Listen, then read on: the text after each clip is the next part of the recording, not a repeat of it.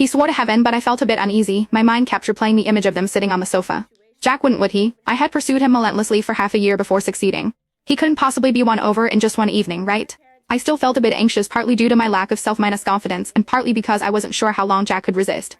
Jack didn't stay over that night. He has another apartment in the next building, so he went back there. Early the next morning, he came over to bring me breakfast. There were 7 or 8 dishes spread out on the table. Emma saw this and smiled smugly. Brother minus and minus law, did you bring so much because you knew I was here today? Wow, I love the soup dumplings from this place, but they never do deliveries. Did you go and pack all this early in the morning?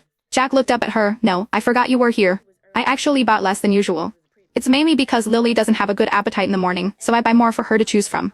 Emma let out a long oh, but her hands didn't stop fiddling with her newly done nails. This was her state when she was thinking. I figured if she was only slightly interested in Jack before, now she must be determined to have him. I unconsciously tightened my grip on Jack's hand. Maybe feeling the pain, Jack looked at me. I hurriedly apologized and left the table. In the evening when I got off work, they were again sitting on opposite ends of the sofa. When I came back, Jack got up to greet me. He whispered to me, doesn't your cousin have a job? Why is she here every day? Doesn't she have her own place? What's the deal with her always being at our place? I looked up at him and said if you add her on Snapchat she might leave us alone. His expression stiffened.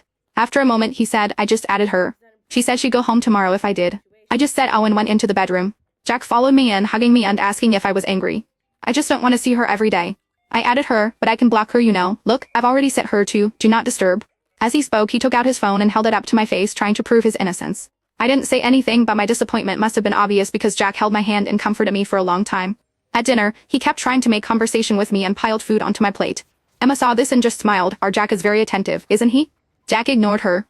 He was focused on discussing with me about the store layout problem for a direct minus sales brand he was working on. Emma deliberately made a noise at the dinner table to get our attention. When we looked at her, she smiled and said, oh my, you're talking about something I'm good at. I got a bit excited. She turned to Jack, who looked confused, and said, my ex-husband has a direct minus sales brand and that's doing quite well.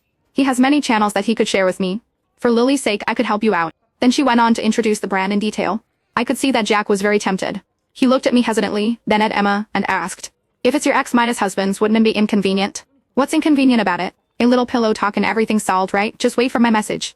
This time, Jack didn't refuse. I knew his do not disturb setting for her would soon be turned off. Sure enough, after entering the room he said to me, your cousin Emma is very generous and straightforward.